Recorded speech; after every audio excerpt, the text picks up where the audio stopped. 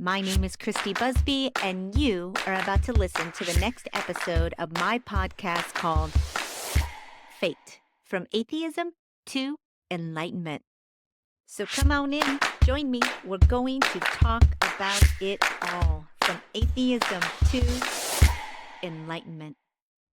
Alrighty, guys, here we go. Get ready, and welcome to your F.A.T.E. Welcome, everyone, to the next episode of F.A.T.E. How's everybody doing today? On today's show, I have Brooke Deanne. She is a survivor of a religious cult. She is now out there helping others heal from their own trauma. She's a rapid transformation therapist. She's an NLP practitioner. She has a new book out called Shattered, Broken, and Beautiful that chronicles her spiritual awakening and her leaving of her cult church. I'm very excited to have her on the show and hear her journey. Brooke Deanne, welcome to your F.A.T.E, my friend. How you doing today? I'm doing amazing. Thank you for having me on the show. I'm excited to have this conversation. Me too. We didn't have the same journey, but I identified a lot with your story because I kind of came up in a very not as intense or as an extreme situation as you did, but a similar arena of growing up in a church. I grew up Church of Christ, and a lot of people say that Church of Christ is a cult, and I tend to agree with them. Um, so I really resonated a lot with some of your experiences when it came to dealing with your upbringing, how you were treated, how you felt. But I always like to start from the beginning. So why don't you tell us a little bit about your story, how it began, and how you realized that you needed to escape from the cult that was your church, your home for so many years growing up. So Yeah.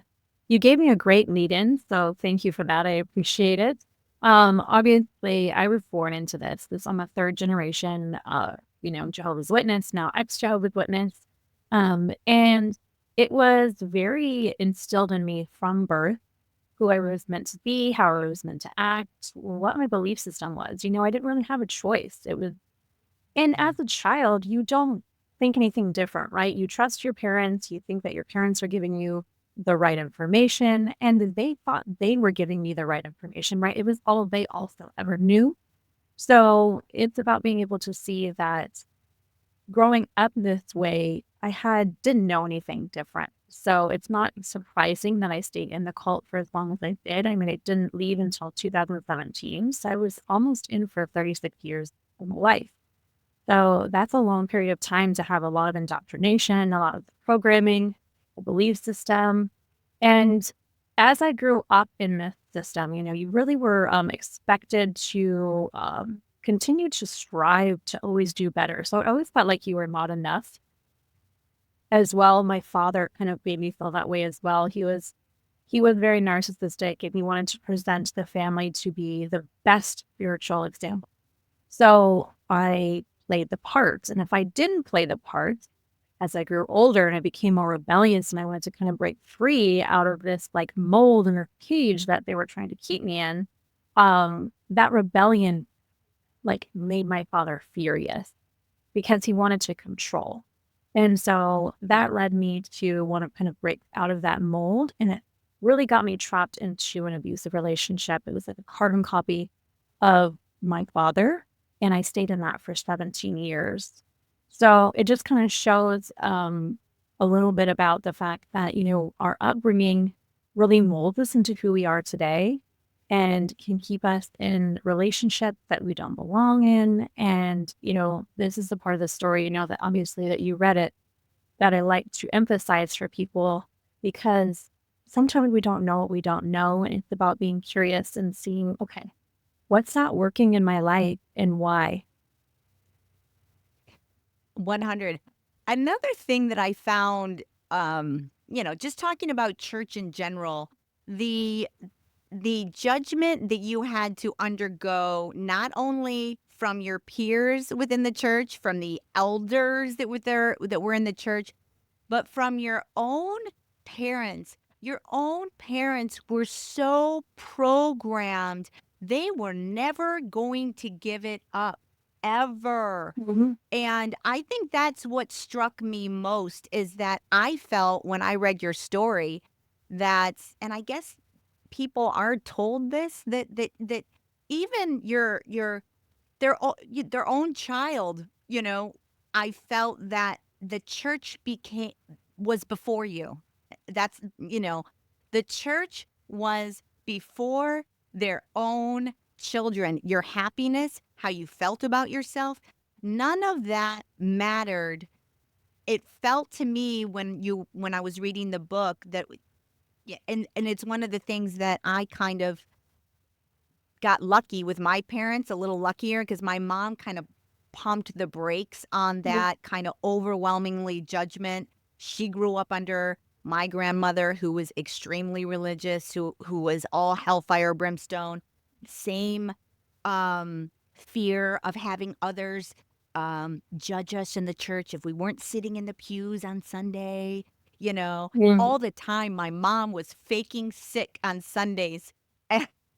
All the time. So so we didn't go to church. She would make any excuse at some point for us not to go there. And it it really speaks to how easily programmed human beings are into completely foregoing their own wants, needs, desires in order to fit into a mold that they feel that they have been taught is the only mold that you can be in. Mhm. It's it's fascinating. At what stage in your journey did you start really understanding that this was a cult situation and that this wasn't normal? This wasn't a normal church experience where you're going to church on Sunday and lots of millions of people do that every single Sunday that I don't think would describe themselves as being in a cult.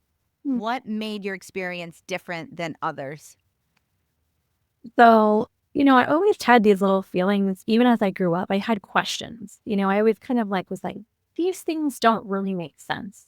And one of those beliefs was around how Armageddon and what happened after Armageddon. It was a very apocalyptic belief system. So it's always like doom and gloom. And, we had a belief that God would not come and destroy everybody at Armageddon. And there would be a paradise on earth for the people that were Jehovah's Witnesses or the righteous people that God deemed acceptable. And I always questioned this. Even as a young child, I would go to my father, I would ask him these questions. There was something in there that just wasn't thinking and wasn't making sense to me. Because I was like, well, we're just like this small community of people, and there's like so many people in the world. Like this, just something wasn't adding up for me. So I always had like this little intuitive nudge that was always kind of saying, this doesn't resonate. This doesn't make sense.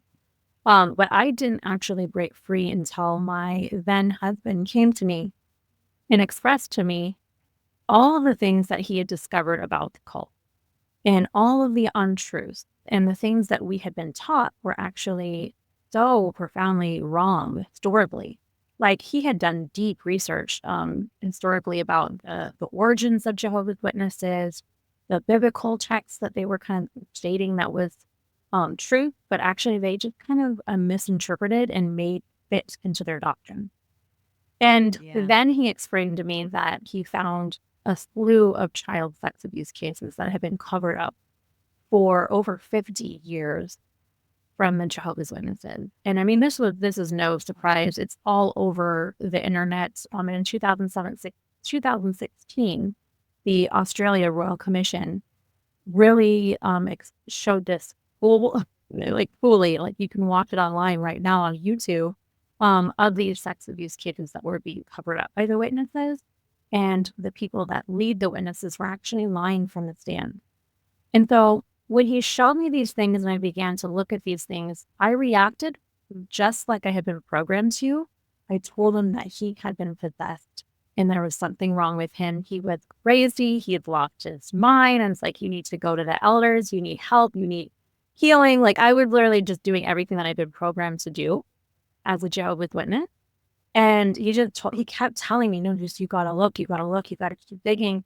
And the more that he did that, the more I started to be like, okay, there must be something here. I'm just gonna stop. I'm gonna let all of that go aside and I'm gonna be afraid, but I'm actually gonna be curious here. And when I did that, it really opened up my mind. Wow. I mean, what's up with the abusing kids in the church? Look at I the know. you guys. Look It's at that disgusting. happened all over in the Catholic Church. It's all over. Like, what is that? Yeah, And the other thing I will say is when that's exactly what first illuminated me to the fact that this is all just crap was when my preacher used to say we were the only ones that were going to heaven and mm, everybody else was going to hell. And I was like 9 years old thinking to myself, that doesn't really make sense to me. There's like the same exact line of logic that you're like, there's millions of people on this planet, and we are the only ones that are special and going to this place that they're calling. Like, it didn't make any sense. Still, there's millions of people that believe their religion is the only right religion. It's one of the biggest, I think, hopes. It's a hope. blowing. Yeah, yeah, Yeah, yeah. yeah. It's like the biggest sign out there is that every single religion thinks they're the only religion that matters and that they're the only ones going to heaven and they're saved and everybody else is sinners and going to hell. That is a thread that weaves through every religion out there that we have on the planet. And if that is not the biggest indication that it's all about control, that it's all about manipulating and it's all about programming, I don't know what is. I agree I with mean, you. you know, I'm certainly not an atheist anymore, and I believe in God's source and higher energy 100%. But I also know that there are many pathways to your spiritual awakening. There's many pathways to God. There's not one way. All of that is it's just fascinating. What about what about now? Are you in do you go to church? Do you have did you change religions? Y- what category are Yeah. you are you putting I love yourself it. in these I love it. days? Yeah, I would not categorize myself whatsoever, but, I would much like you, it sounds like you probably had a journey of kind of becoming an atheist after you left your church. Yes. And I think that's a Yes. big story from a lot of people that leave high control religion or cult like systems that we kind of really just kind of feel betrayed, and that was what I did. I felt very betrayed and felt, like, very angry. I'm like, "Well, if there was a God, why did he lie to me? Like, why did I, like, get duped Mm, and get born into this?" You know? And so I felt like I just didn't wanna touch any of that stuff. So I kind of put myself in denial, like, "Don't look at this, mm, just throw this to the side, don't even experience this." But I really, really ignited my own spiritual awakening when my ex-husband died in 2020 from an overdose. And that kind of awakened me to, okay, that's grief and watching my children grieve and kind of just witnessing this in myself. I really wanted to know, well, where is he? Like, what is happening?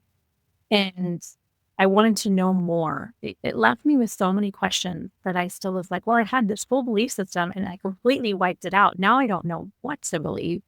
And so it felt like the more that I asked, the more answers that I received. And it started to resonate with me. I started to understand things in a different way and have that own connection to, as you said, God, spirit, universe, whatever you want to call it, the higher connection with higher power. Um, Seeing how it does play out in your life and having that connection is right here, right now. A lot of people think yeah. we need to go to church to find that. And I don't believe that. I feel Yeah. like it's right here. It's within you. You're able to access it at any time that you need to. It's your inner knowing. It's your inner guidance system. It's Yes. that connection that you have to the love within you. And Yeah. how this guidance system is always leading you to become the best version of yourself. And I really think that's the ultimate path for myself. And it just is now more of, I don't need to fit in a box. I don't need to be in a religion. I don't need to call myself anything. I just know my truth. Have you healed your parents' relationship yet? What is the status of in the book, it seemed like it ended without not a lot of healing taking place, but maybe I'm wrong. What is the status of your family life now? So unfortunately, there is none. I'm been estranged from my parents for about 4 years. They really took, as you said, they really put their God first. They put their religion first, and the family really comes second. And you're taught that within the cult. They really nail that into your brain that this is what comes first is Jehovah. And if your family leaves Jehovah, you discard your family. Like they're no longer your family. Like you cut them off. And so that is what they have chosen to do. And in a lot of ways, it was emotionally more healthy for me. Even though it was painful, right? There was a grieving process. I still go through that grieving process. But at the same time, it was emotionally healthy for me to not have anything to do with them because they couldn't separate their religion and their relationship to their daughter. They could it was like they can't see me the same way. They treat you differently. It's very abusive. And so it was a healthy thing for me, even Yeah. It's terribly sad situation because it seems as if your church does set it up in a way that it completely you are isolated from the exterior world. You are not allowed to even interact with people that are or correct me if I'm wrong, but it feels like it is looked down upon for you guys to even really interact with somebody that is not within your belief system or within the church or in good standing of the church. So you're not even supposed to have a lot of relationships with people that are not in your religion. And to me, if that doesn't scream control, manipulation, another huge red flag. And I think that they fill you, they use fear. I think all religions use fear. It's one of their easiest techniques that they use to get you to behave, to stay in line. Fear of going to hell. The fear of losing your tribe was intense for you. yeah. You talk in the book about you had relationships within the church and you had, but they were all relationships that were very almost transactional or based on um, if you were in good standing with the church, it was all high fives and butt slaps. If you were not in good standing in church, like, they couldn't give you the time of day, so you literally had to, like, walk this fine line of, um, be trying to keep yourself in good standing with everybody in order to maintain your friendships even in the church. People that you had known for years would turn their back on you in a heartbeat. Why don't you talk about that a little bit? Yeah. I mean, you hit the nail on the head when you said you're isolated. So it's very, Yeah. cult like systems are the same as being in an abusive relationship. I often compare them because they're so similar, right? In an abusive relationship, that person wants to isolate you from the outside world because why? Because they're easier to control. They don't want to feel out of control. And it's the same thing with the cult. Cult was like, how can we isolate our members? Well, we tell them from the podium over and over and over again, they cannot hang out or associate with anybody what they call in the world. So we would call the outsiders worldly people. We would not be able to hang out with them. We wouldn't be able to, have a dinner with them. We kept ourselves separate from the world. We literally took that biblical structure so literal. And so we weren't allowed to do those things. And I always was like, gosh, I just want to like hang out with, when I was a teenager, I just wanted to hang out with my friends. I wanted to make friendships outside of the world because it felt like it was more free. And I always desired that. But it was unfortunate because the people that were in the religion also, it was transactional. So if you were doing good, if you were showing up to the church and you were coming on a regular basis, you were in good standing. And if you weren't, people barely looked at you or talked to you. You weren't invited to events. You weren't allowed to, like, be a part of the system, if you will, and you felt like an outsider. So it is why it's felt like it's why it's created like that, because it makes you want to go so that you're in the community, because we're humans and we are innately wanting to be within tribe and community. So we're going to try our hardest to be included. And it was a perfect system to be set up that way. The other thing that I feel is a thread that runs in a lot of churches is this feeling of superiority over your worldly people. Like, even when you I thought was an interesting tidbit when you guys, because Jehovah Witnesses, everybody knows, they walk around, they'll knock on your door and they'll invite you in and give you information and all that stuff. But you talk a little bit about in the book about how you're all, lovely dovely to these people trying to give them information. And then you walk away laughing at them because they are not of the chosen ones. And this sense of superiority over other people was rampant in not only your church, but I think that happens in a lot of churches. This feeling that you are somewhat better, this judgmental aspect that reigns in the church, that you're going to heaven and you're chosen by God and other people aren't, is, I feel like, one of the biggest mind beeps that you could ever be in. Yes, Yeah? completely. It is one of the narcissistic elements of it is like how Yeah. the men carry themselves within the religion, because they basically tell you that the men are superior over the women. The women are meant to be submissive to the husband, to the leaders of the religion, and that's it. That's your place as a woman. You don't get to do all the things the men do. Your place is to raise the children, be submissive to your husband, and do as you're told. Like, you are meant to stay small and quiet. And so I think the superiority piece is, yeah, we weren't taught to be judgmental. We looked down on other people. And I love that you said that, because we did. We would go and we would preach, but yet we were the most judgmental people in the world. It was not about love. It was about, oh, you don't have the real truths. You don't even know. You don't even know we know something you don't know. You poor thing, you. Like, we looked down on everybody. Yeah, it was really, honestly, it was disgusting and it was almost embarrassing to talk about, but it is the reality of how each and every witness was taught to act. And we had inflated egos, thinking that we were chosen by God and we were going to be saved, and that we were the only ones. I mean, it's a threat. It's not only your religion. I see it all the time out there. And I find it so amazing how easily people are able to compartmentalize their own little thoughts and think they're all godly and good inside and God loves them.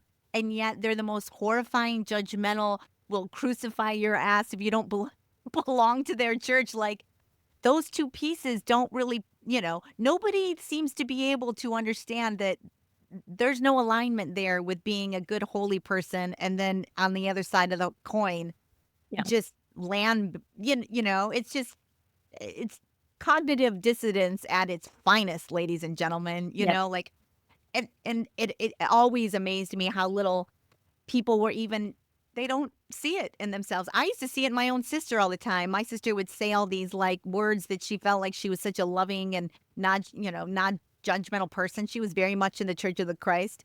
Mm. And I just had her on the show recently. I've had her on a couple of times because we were very strained for many years because I was an atheist and she was very Church of Christ. You can only imagine how, you know, bad that was for many, many years. And it's only been in the last 4 or 5 years where she's released her religious, I would say, I wouldn't maybe say a cult, but I would say extreme religious views, very, very, Mm. very religious.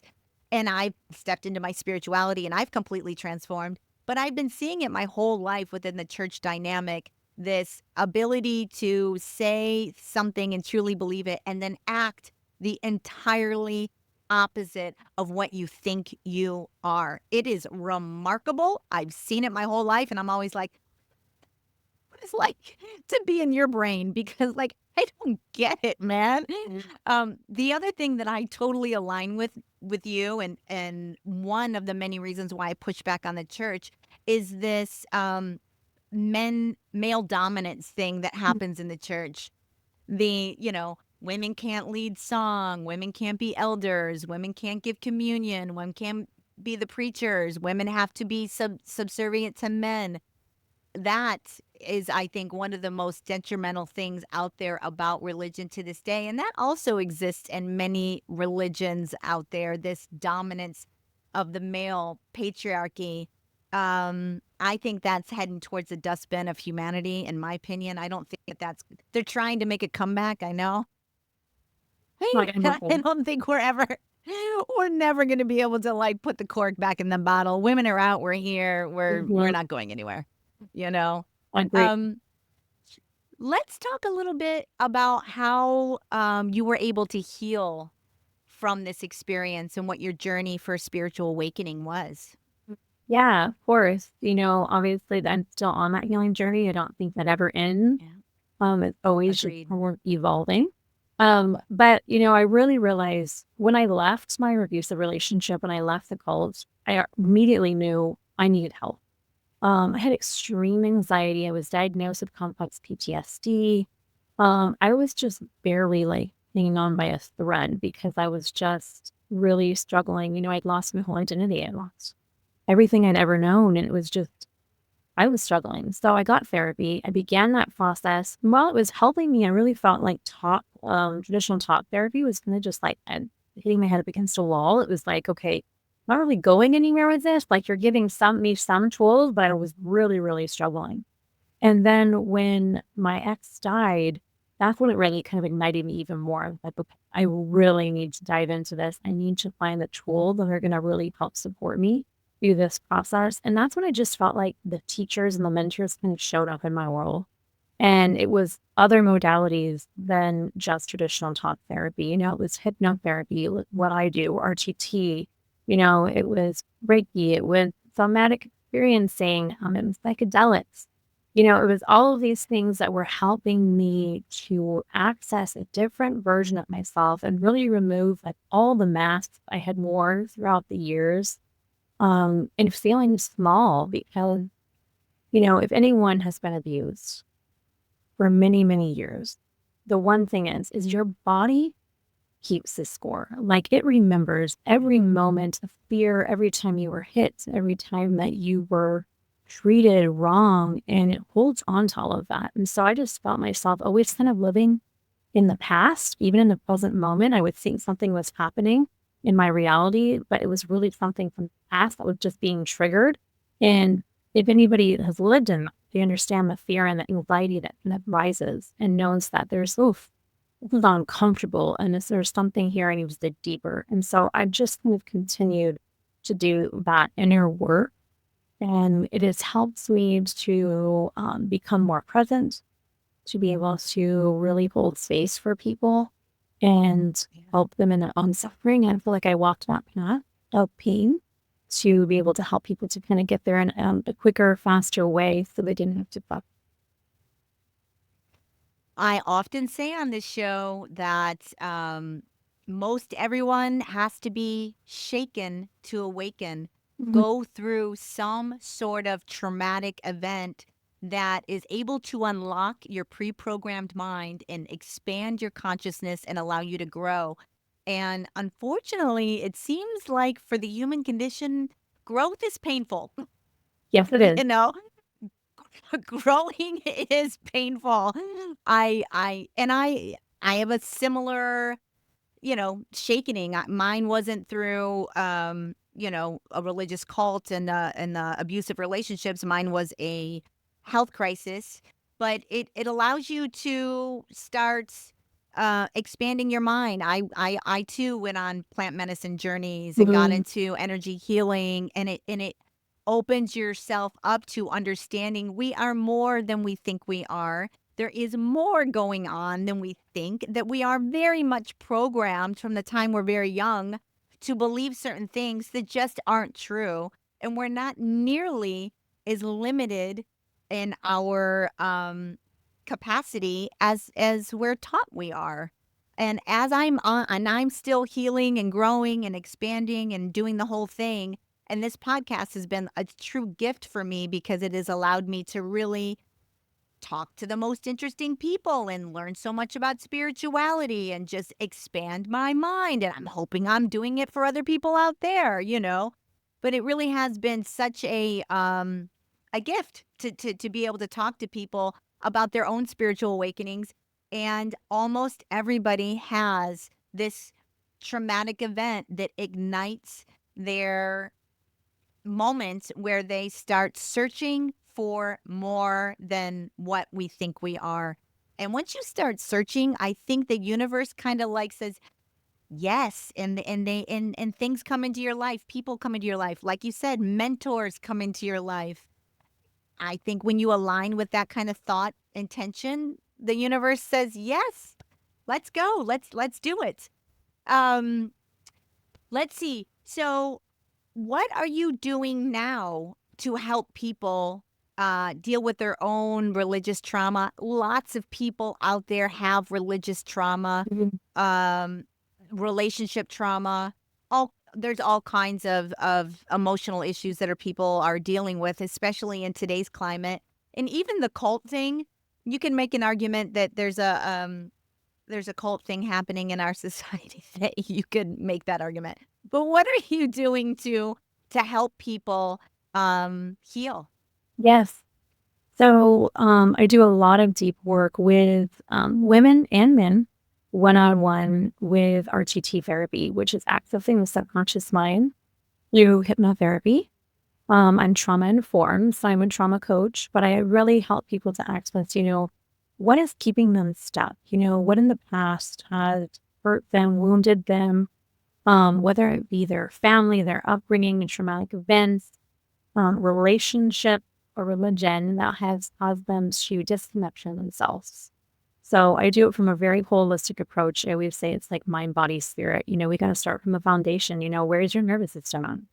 What's going on within you that is limiting you from actually living your best life? Because that was so my story. I was doing all the healing work, was doing the sessions, I was going to therapy, but my nervous system was dysregulated. I couldn't heal with this dysregulated nervous system. So it was like I was limiting myself. I was really blocking myself from doing the deeper healing work because when you're dysregulated, you can't access the emotions that are needing to be felt.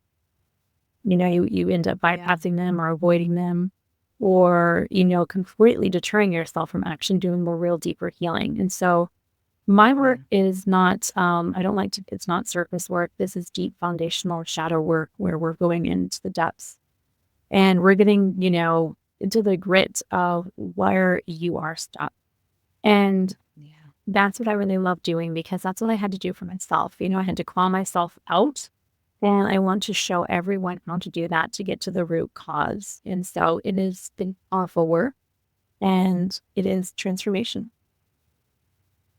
I mean, they do say that all healers have healed themselves at one point, you know. In order to heal others, you have to learn how to heal yourself.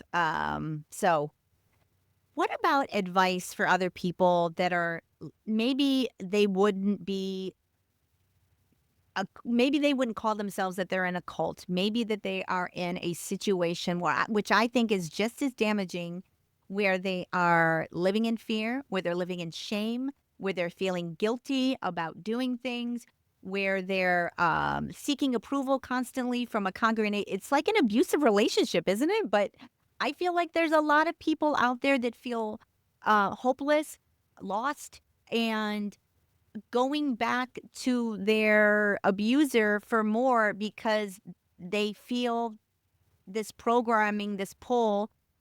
It took you, what did you say, 17 years to get out? Like, 17 years. what is your advice for people that are in this situation that don't know what to do, where to go, or how to feel about it even? Maybe they have interior feelings and they're like, I don't even know what to do with these feelings, but it doesn't feel good. Yeah. I mean, first of all, it takes up to 7 times for a woman to leave her user. And that is also Oh, for a man as well. But women are more prone to staying longer because we're naturally caretakers. So for some reason, we have, and I find this in the collective, I find this in every woman I work with, they believe in some way they're responsible for this man. Something happened within the relationship and they think they're responsible for this man because they were taught from their conditioning and their modeling that they didn't have to have boundaries and that they had to take on other people's emotions and feelings and that they're responsible for taking care of other people. And so this leaves women really staying within these systems. So even if something bad really happens and they leave, the majority of them go back 7 times, which is crazy. I for myself did the same kind of behavior.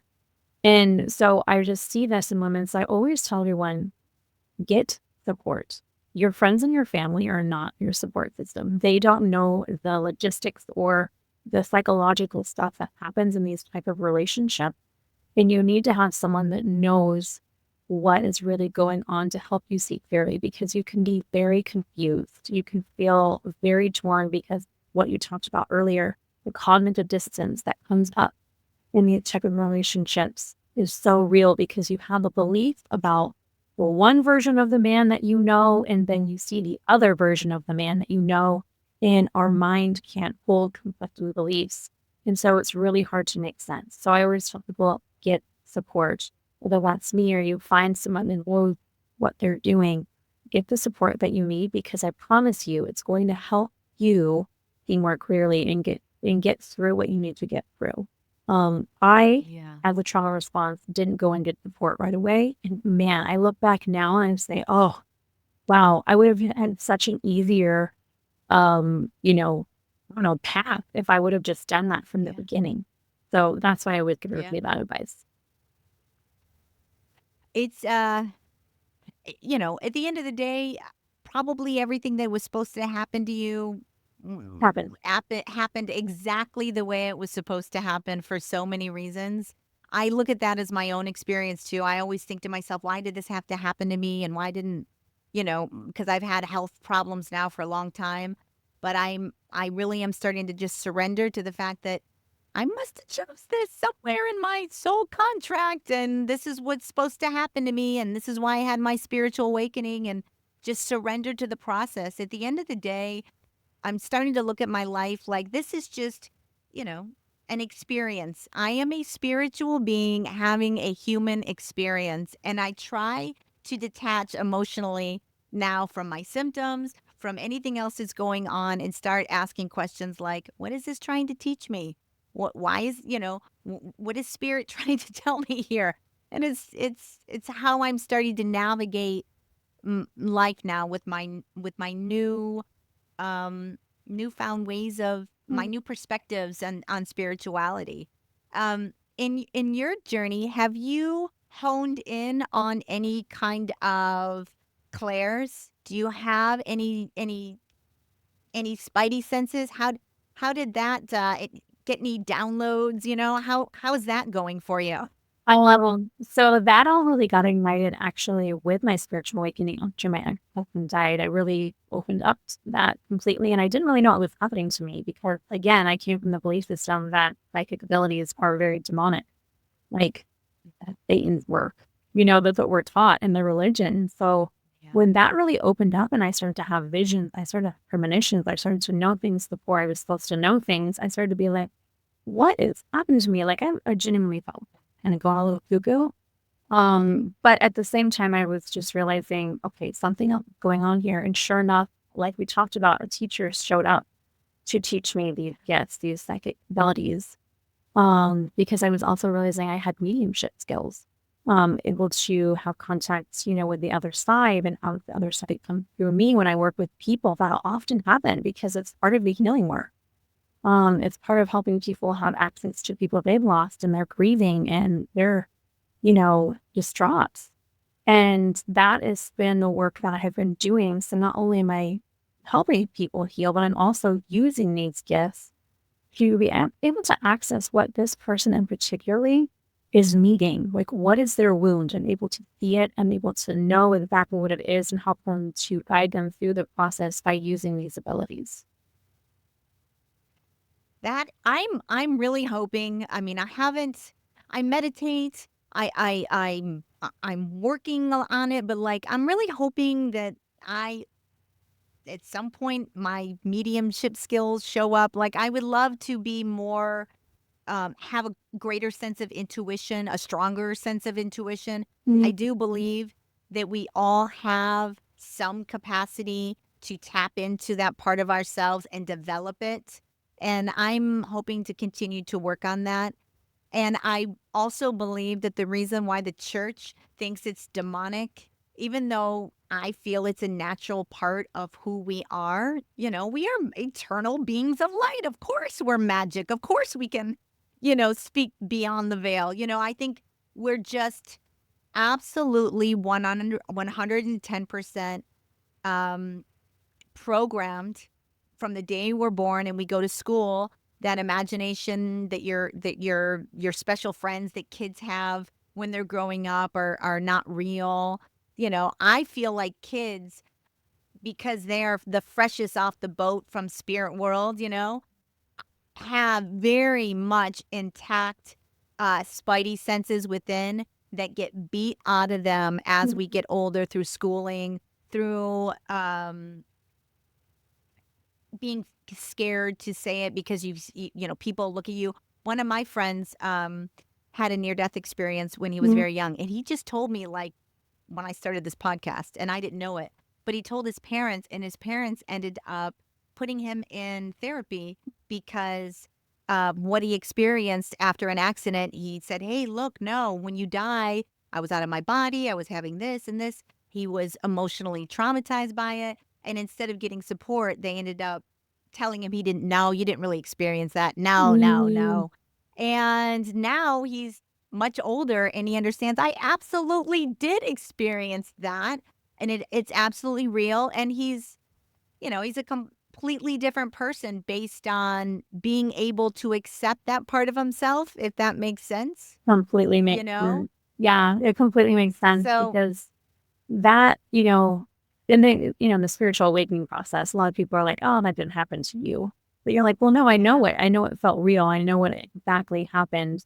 And the near-death experiences, that is what I started to kind of dive into when I was in my awakening process because I wanted to know more about the other side. And as I started to learn more about that, I kind of just said to the universe, send me someone that has had a near-death experience. Like, have them show up, and sure enough, 3 days later, I had a woman come and lay on my table for a service. I used to be in the beauty industry, and she told me her near-death experience unprovoked.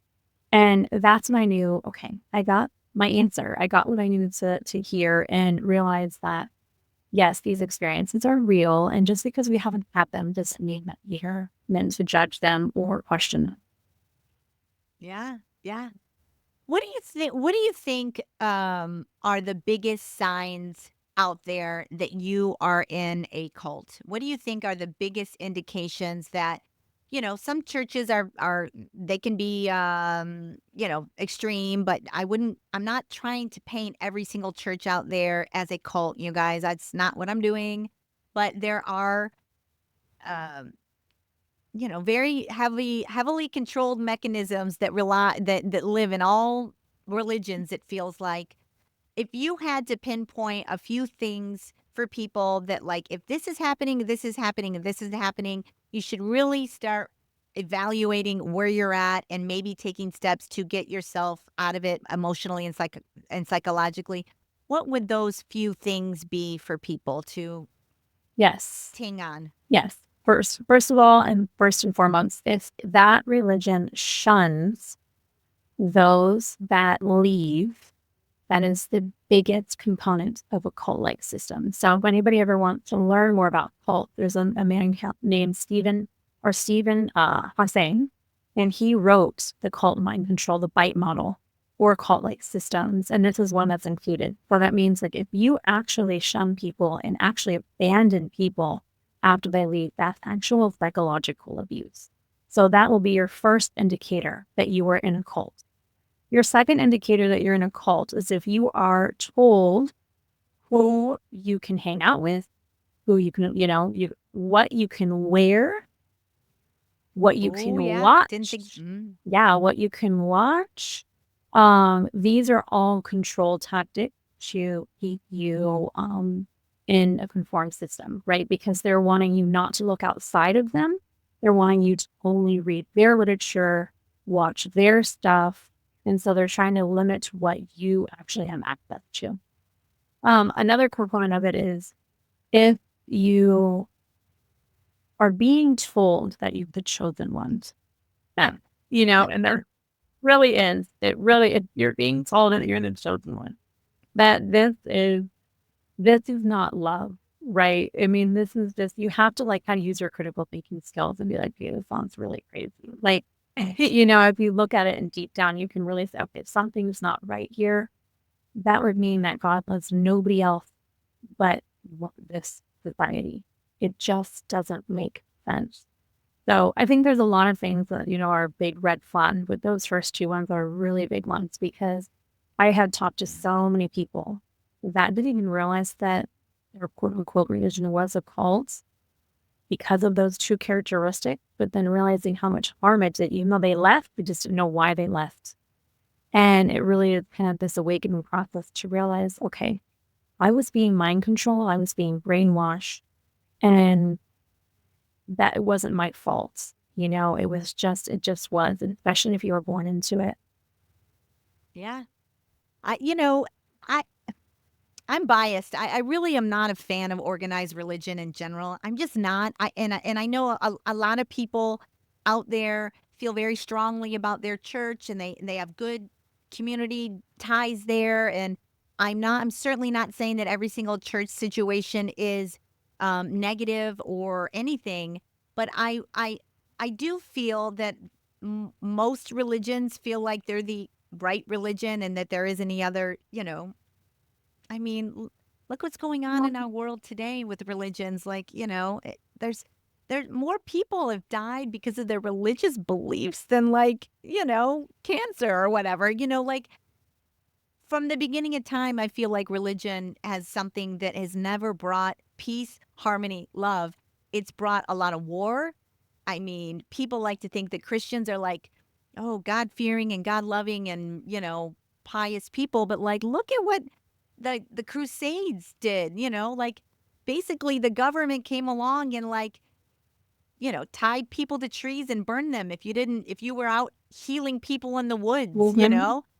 they did terrible, terrible things to people to make Christianity Christianity rise up and be what it is today. It didn't rise on its own because of love and the profound messages that were given to us. It was forced upon people for a very long time and a lot of people died horrendous deaths because they were heretics or demons or witches or pagans or druids or we all used to worship nature. We used to be spiritual beings, you there's so much folklore out there where fays and fairy like different nature spirits, all these things that we used to be able to tune into and talk about and herbal medicine and all of that is grounded in our our true spiritual nature, that everything on this planet really is conscious and from God, from source. We're all here swimming in it together.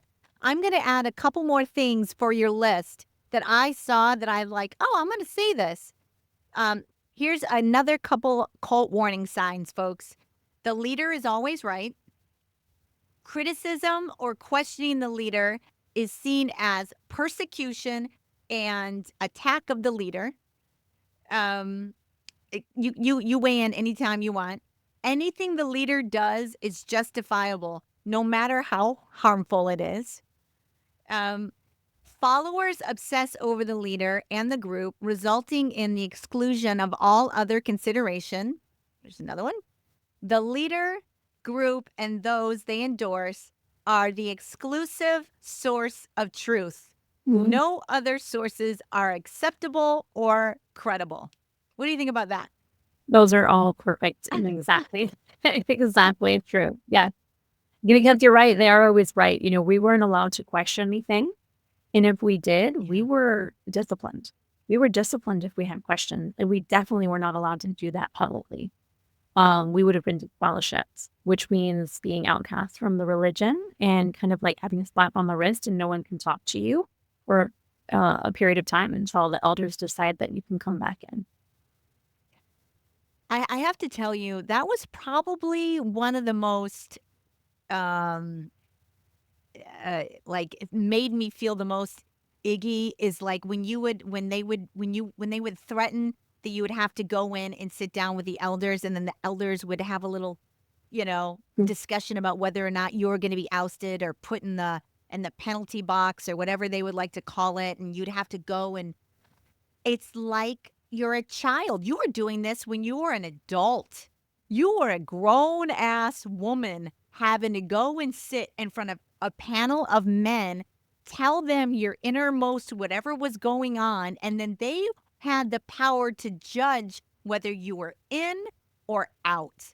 And I found that to be, I mean, that would be humiliating for me if I had to do something like that. You must have felt a level powerless, shameful, embarrassed, Mhm. and pissed off. I would be so pissed if I had to go and justify my behavior to a panel of men, and who are they to judge me? What in the hell? Like, that was I had a hard time reading that when I was reading that in your book because I Mhm. was like, this poor woman had to was made to feel less than for really, like, I read your book, you weren't doing anything that bad. You really weren't. You were like a normal, I did shit way worse than you ever would even like. I mean, I did way worse stuff than you could ever like. You felt very like you were navigating your life. I think that you knew that your interior felt like it was never fully on board with what you were having to do. You were always looking at the worldly world and thinking, I'm curious about that. I want to do that. I think you felt limited in expressing yourself and being who you were, but, like, it's not like you were out there robbing banks and, doing terrible things. You were just being a normal human being navigating life Mhm. and, being made to feel less than or that you should feel like you were going to hell or whatever, It must have been extremely difficult for you. I don't know if I had came down here with, like, how you come down here with, like, inner knowings? Yes. I think I had an inner knowing that religion was bullshit. I just did from very beginning, and as soon as I got to be 14, 15, like, I stopped going. Like, I knew very young, "This is not for me, I'm not doing this anymore," and I left. But I didn't have the repercussions because my parents accepted and loved me, and that was the one thing that stuck out for me with your parents, and when your parents pass, I guarantee you, your dad's gonna come back to you, and he's going to apologize for his behavior.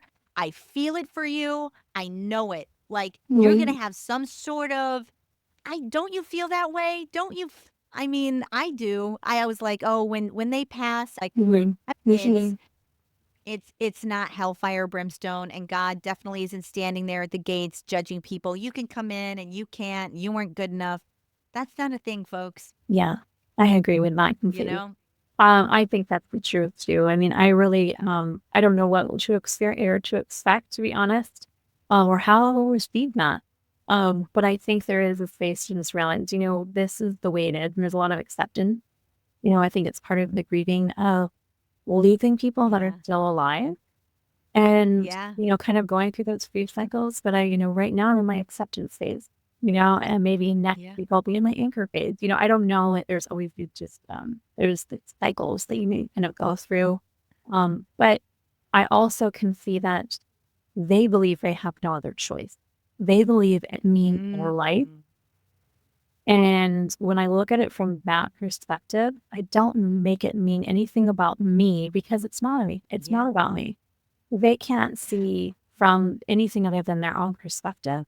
And so it just kind of helps me just come to terms with it, and Yeah. realize I don't need to hold on to the anger or the hurt. Yeah, and the other thing that I say that I have to keep remembering is that everybody has their own journey here. Not everybody is going to awaken. Not everybody is going to have that light bulb go off. And their journey is their journey, and it's not your journey, you know? It and who knows? So many things happen. Things could change. Life changes. You never know. Your parents or somebody along could come along and have their own awakening experience, or something strike them in a way, or maybe they have a dream, or maybe you could slip some ayahuasca or some mushrooms in their drink or something. Yeah. Something, Yeah. I know. Don't tempt me with a good time. Yeah, I would love to do something like you know, that. crack that noggin open and allow them to understand the nature of what we're really dealing with down here.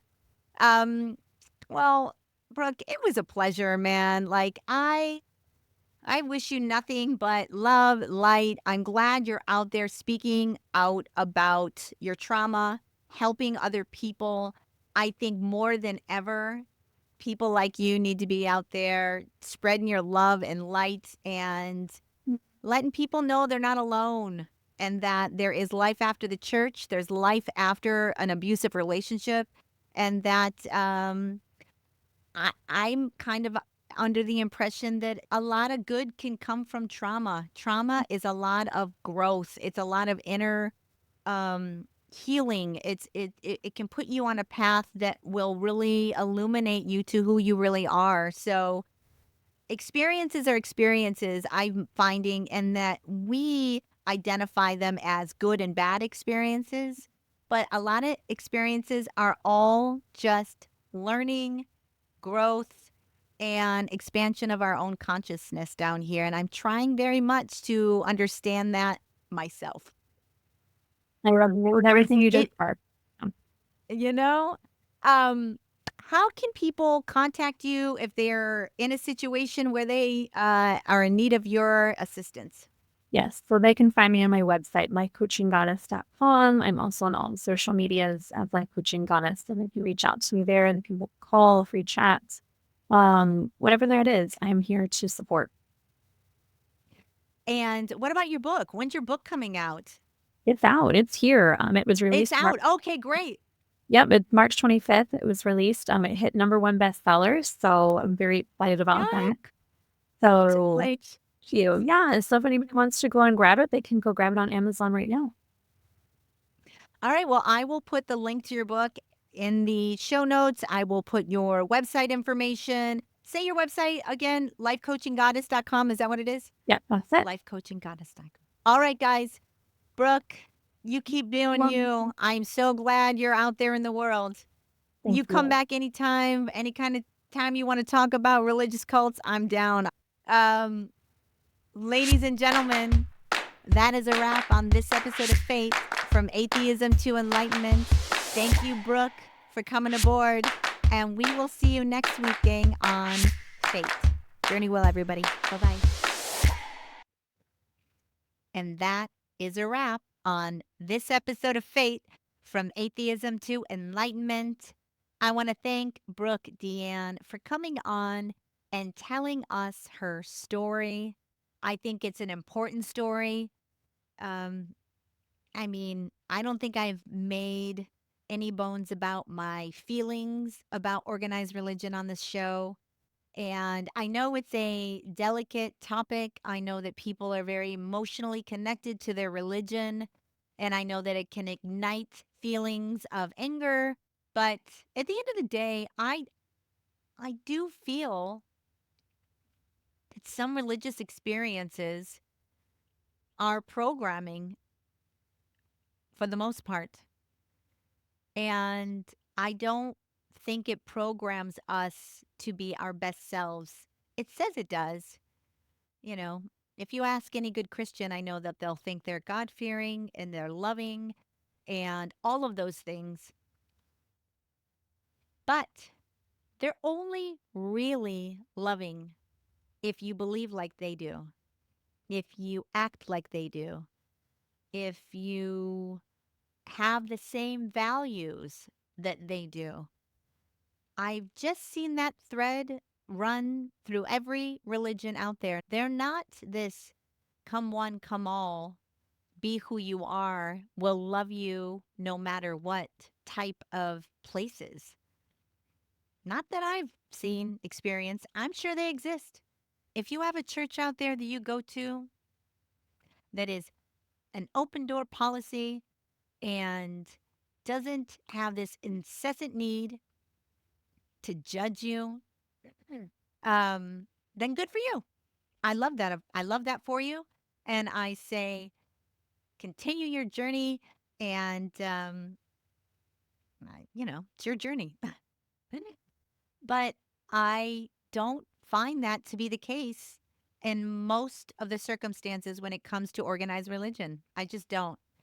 And I never heard of the Jehovah Witness child abuse scandal. I'm not shocked.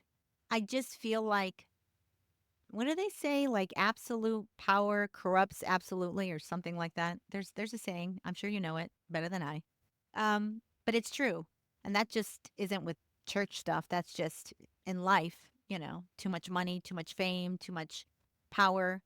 It messes with you psychologically. I see it all the time in the movie industry when somebody gets very famous or a lot of money. It fucks with you. Sorry for my language for any of you sensitive folks out there, but I swear sometimes.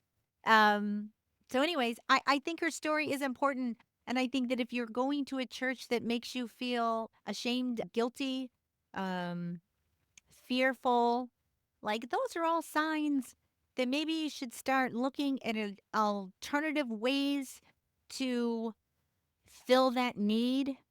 My experience is that people act a certain way in church and then they act another way when they're outside of church. And it's just a mask people put on and parade around to make themselves feel good in a lot of ways.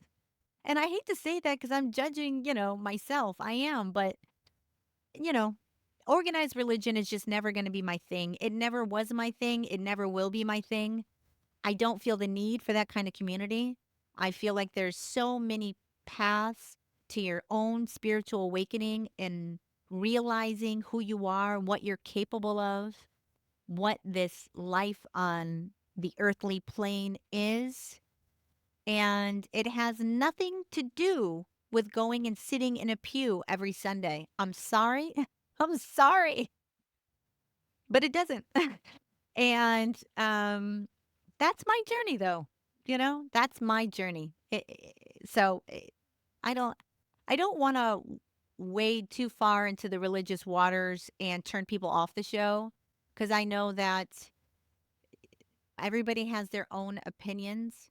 My opinion is not the only one out there, that's for sure, and I'm not going to say my opinion is the only correct opinion out there. Is my opinion a version of the correct answer? In my opinion, yes.